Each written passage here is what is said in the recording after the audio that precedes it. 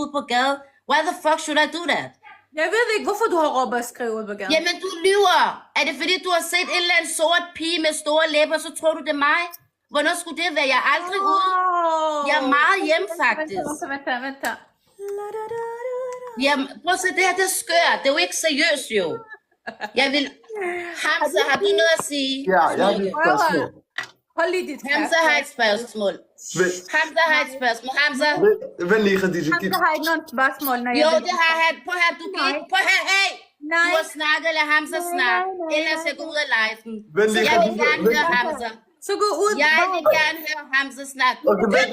Jeg har fået dig... Prøv her, Hamza, hun snakker ikke. Jeg går ud, så kan du og jeg lave live alene. Men vent Jeg lige, har ikke lov til Khadija. at snakke. What the fuck? Nej. Vent lige. Lad Hamza snakke. Hvorfor må Hamza ikke sige noget? Vent lige, Zuzu. Giv mig de to. Jeg skal bare lige Lad svare mig. Hamza snakke. Han vil gerne ikke afbryde mig. Jamen, han afbryder dig ikke. Jeg har lige Khadija, giv mig de to. Giv Hamza lov til at snakke. Nej.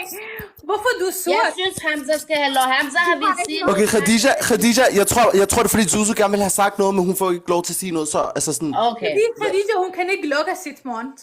Det er okay. Zuzu, hvad vil du gerne sige? Zuzu, kom og snak. Hvad vil du gerne sige, Zuzu? Du har ikke noget tilbage, så derfor du trækker det racismen kort. Skatterne, mit onkler, de Jeg halser. har ikke trækket noget racisme-kort her.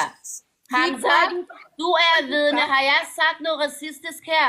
Og det er fordi, Nej, jeg tror bare, det er fordi, du nævnte det der med, at du sagde, måske har du forvekslet mig med en eller anden afrikansk pige, og jeg tror, det er derfor, hun tog det. Ja, men det er jo ikke noget racisme, fordi jeg er jo så, at hvis du skulle forveksle med noget, så skulle det være en Men anden jeg tror mere, at det har noget at gøre med, at du prøver ligesom at få det i hovedet på hende, at det er som om, det, hun bare skulle lave sådan en generalisering, at det er som om, hun bare troede, at enhver sort pige skulle være dig. Forstår du? Jeg tror, det er mere, at det bunder i. familierne, mit onklerne, de er afrikanere, så hold dit kæft. Okay, skatterne, du kan ikke trække racismen kort, hvor mit fæserne holdt, okay? Der er ikke nogen, der trækker racisme-kort her. Shut the fuck up og kom til sagen, ellers jeg lægger på. Jeg har ikke tid til det her. Jeg skulle til at tage min morfar, du fucking... Jeg giver dig fucking 10 minutter af min tid. You are not even fucking using it. What the fuck is wrong with you? Stupid røv, man. Hamza, jeg vil rigtig gerne lave en live med dig alene i dag. Jeg tror faktisk, du er rigtig underholdende, Hamza. Det tror jeg. Hamza? Vi vil komme til at grine så meget. I think you are one crazy ass motherfucker på en god måde. Men okay, Khadija, må jeg så godt spørge dig om noget oprigtigt? Lad mig lige sige noget. Jeg har intet imod dig, og jeg har heller ikke noget imod alt det, ikke kun dig, men alle mulige andre mennesker laver. Fordi i min verden, ikke, alle har lov til at gøre, hvad de vil. Men jeg vil stadigvæk sige, som ung, jeg har selv været ung, alle bliver ældre. Vi kan ikke forhindre alderdom, og det er også noget, vi er nødt til at acceptere. Vores krop bliver ældre. Det forstår jeg, men må jeg godt lige sige noget? Må jeg godt sige noget?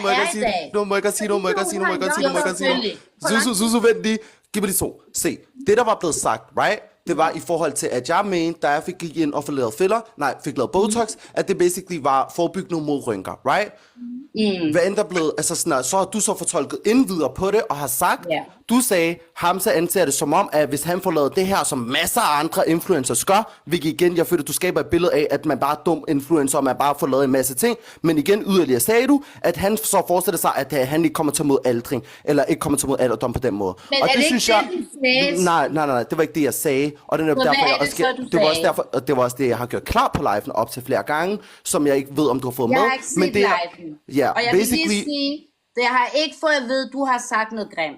Slet ikke. Det er kun men basically, der er to ting i forhold til det, din video gik ud på, som jeg ikke var enig i. Den ene ting er, det var ikke det, jeg mente med, hvad jeg sagde. Fordi der føler du har taget tingene ud af kontekst og har fået det til at være en helt anden ting og vendt og drejet tingene. Det jeg mente med, at jeg får det lavet, og det er forebyggende mod rynker, var mest af alt i forhold til, at jeg ikke ville kunne lave den samme ansigtsmimik, og derfor er det forebyggende mod rynker. Ikke i forhold til, at nu får jeg lavet Botox i mine 22 år, og så når jeg bliver 75, så har jeg ikke en eneste rynke. Det havde intet med det at gøre. Og det var det, din video ligesom gik ud på, hvor jeg føler, det er ligesom forkert fortalt, for det er overhovedet ikke det, jeg mener. Så det synes jeg var lidt fucked up sig. Det var den ene side af det. Så var der så den anden side af det, hvor at du så efterfølgende siger så, Hamza har store læber, og du har store læber. Ja, men vent lige. Du har store læber. Ja, det ved jeg. Du ved, jeg har store læber. Hun ved, jeg har store læber. Vi alle ved, jeg har store læber. Men hold up. Pause, and let me speak. Det der var så, det er, at du inddrager mine læber ind i det, og du så siger, Hamza har store læber, og jeg har personligt naturligt så store læber, og det ene og det andet. Jeg forstår det. Du har naturligt store læber, og de er så super flotte på dig, der er intet der. Forstår du? Intet der. Der er ikke nogen, der har nævnt dine læber, men der var et behov for din side af, at skulle nævne dine egne læber, når vi faktisk overhovedet ikke engang snakker om mine læber, vi snakker i forhold til Botox. Nu skal du høre, Hamza. Og skulle nævne dine egne læber, når vi faktisk overhovedet ikke engang snakker om mine læber, vi snakker i forhold til Botox. Nu skal du høre, Hamza. Ved du, hvorfor jeg egentlig gjorde det? Ja, hvorfor gjorde du det? Ved du ikke, hvor mange unge mennesker, og det er seriously det her, der er så mange unge mennesker, der har skrevet til mig, hvorfor du laver læber? Er dine læber lave? Mosusku, jeg snakker ikke til dig. Der er ikke nogen, der har spurgt dig om dit læber, skatter. Der er ikke nogen, der har spurgt mig om min læber. Er du sikker på det? Er du sikker på det? Men må jeg godt lige sige noget i forhold til det, Khadija? I forhold til det, ikke også? Der tænker jeg bare... Hamza, vent. Stortlæberne, de er også et afrikansk skønhedsstandard. Ligesom stortnomserne, de er også afrikanere, der har lavet den her beauty-standard. Før de folk, de laver grin på det, nu de alle sammen, sjovt nok, de vil gerne have den her afrikanske beauty-standard. Så skat, der er ikke nogen, der kigger på et afrikansk damerne med stort numser og stort læber sagt, wow, hvor du har lavet den. Jo, det er der. Nej, det er Jo, fordi der tager du fejl, du lyver. Det er ikke alle afrikanere, der har store læber. Det er ikke alle afrikanere, der har store røv. You're so stupid, at du faktisk tror, at det er alle afrikanere, der har det. Det er det ikke. Det er det faktisk ikke. Vi kommer i forskellige versioner. Og jeg tror Khadija, jeg tror, I snakker lidt forbi hinanden. Jeg tror, det Zuzu mener, det er, at hun tydeligt kan se, at du har naturligt så store læber, og vi alle sammen ved, det er fra naturens side, du har dem. Så det Zuzu mener med, at det er en løgn, at folk har spurgt dig, det er, hun mener, at det er en løgn, at folk har spurgt dig omkring, om du hvorvidt, altså sådan, hvor du får mad eller noget. Ligesom der er ikke nogen, der har spurgt mig, ej Zuzu, hvor du har farvet din hår mørk? Det kan sgu da nogen, der kan have spurgt. Fordi alle Zuzu, ved du godt, der er 5 sorte kvinder, der får lavet læber? Jeg ved godt, noget op i deres røv. Ved du, det findes? Så du, vi alle sammen har det samme ansigt, det samme læber. Det er ikke kun hvide, der laver det. Der er også sorte, der laver det. Det er ikke kun hvide. Der er masser af sorte, der laver det. Og der er mange, der tror, det er kun hvide. Det er det altså ikke. Hvem de har lavet beauty? Der er mange sorte, der laver det. Du er ikke smuk. Ved du, hvor meget... Du er ikke smuk. Du siger, hvis jeg ikke var smuk, ikke, så havde du ikke...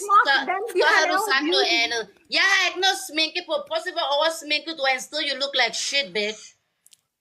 De mindste dem, de har lavet sig selv smuk. De er blevet smukt. Der er nogen, der kigger på dig. Jeg kan ikke engang forstå, hvad du siger. Du bliver altså... Det er svært at forstå dig. Men Khadija, må jeg bare lige få noget ind her? Jeg vil bare gerne lige sige... Hamza, vent. Ja, Zuzu, ved du hvad, Zuzu snak? Jeg vil gerne lige have Zuzu snakke, fordi vi kan ikke helt høre Zuzu. Kom. Der er ikke nogen, der kigger på dig. Du ser meget naturlig ud, mashallah. Men der er ikke nogen, der tror, du bare se, at du ikke har læber. Det er ikke nogen, der gør. Der er ikke nogen, der kigger på dig. Zuzu, you fat bitch. Du keder mig, mand. Du keder mig, skat. Okay. You fat bitch, du keder mig.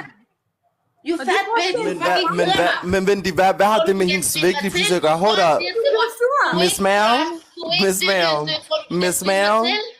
Miss Mal, men jeg forstår ikke. Så får du tilbage. You fucking fat bitch. Gå og træn den flad fucking fed røv, du render med. Men er den flad, eller var den fed? Det forstår jeg ikke. Den var flad og fed. Så den er flad, men den er fed. Gassana, hvorfor du triggers? Den er begge det. 2 sekunder, Hamza. Okay, jeg skal lige sætte den her i ovnen, ikke? Khadija, hun er blevet ramt på sit følelserne, bare fordi jeg har sagt, man kan godt... Susie, du bliver bare sat på plads, skat. You fat ass. Gassana, du larmer Miss Fatty Bumpy. Skat, du larmer alt for meget. Susie, you are the fat bitch. Er du bange for, at folk de kan høre mig, og det er derfor, du snakker over mig? You're the fat bitch.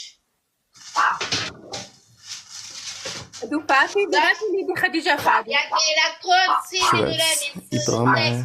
Sig til, hvis jeg skal sige noget. Sig til, hvis jeg skal sige noget. Sig til, hvis jeg skal sige noget.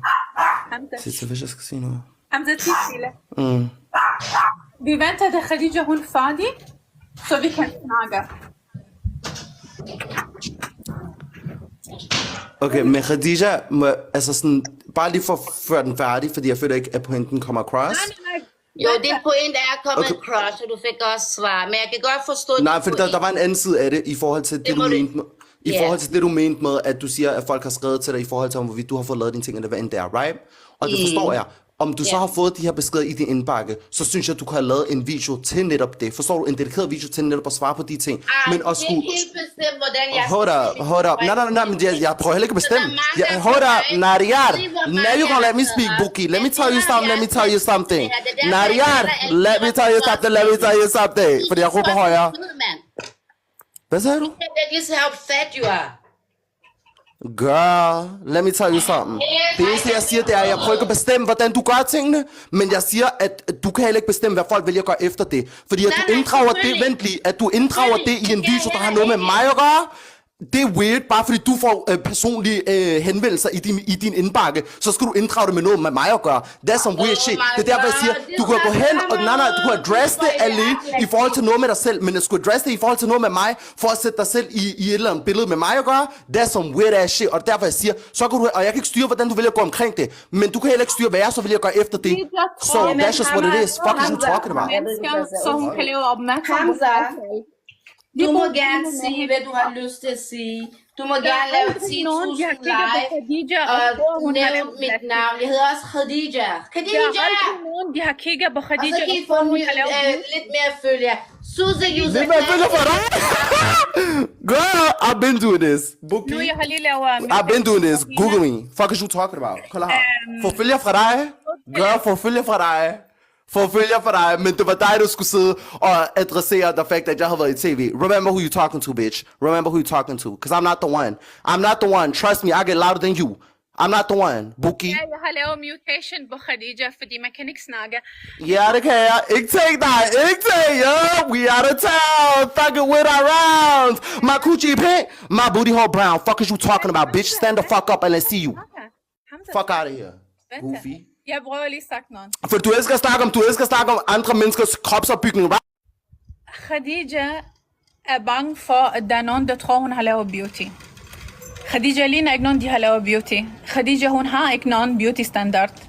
Khadija har ikke nogen stort numsenshold, hun har ikke stort brysterne, hun har ikke smukt læberne, hun har ikke smukt ansigterne. Der er ikke nogen ved hende, der skriger konventionel beauty. Du forstår, hvad jeg mener? Der er ikke nogen, der skriger på hende, hun er plastik. Der er ikke nogen, der skriger på hende, hun ligner et Bono-modellerne. Der er ikke nogen, der skriger på hende, hun ligner et wow-modelle eller nogen. Okay? Det der er med Khadija, det er, hun er ikke grimt, men hun er bare ikke smukt.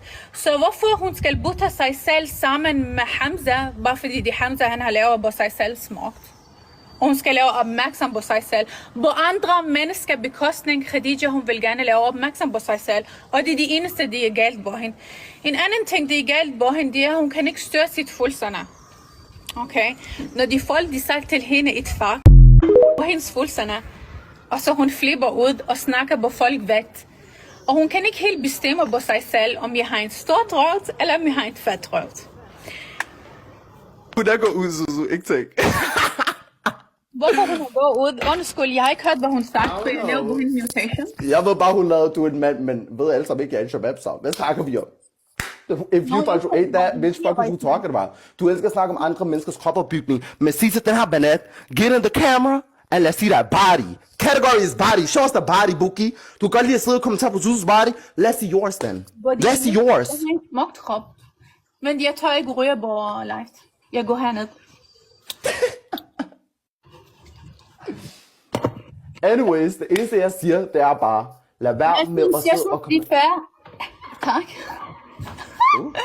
Jeg synes, de er fair.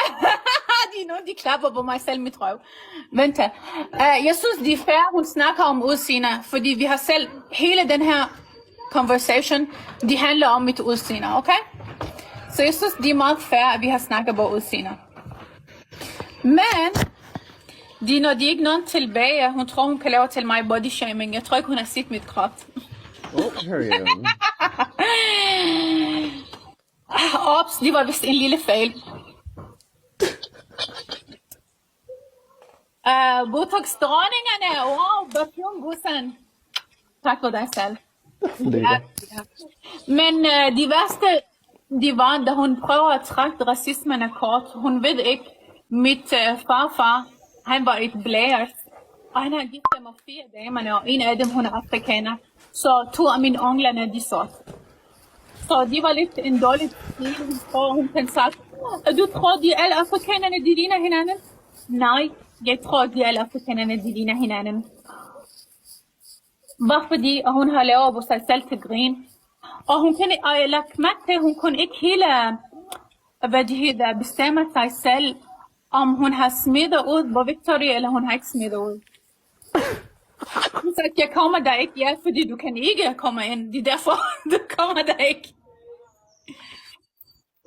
Ja.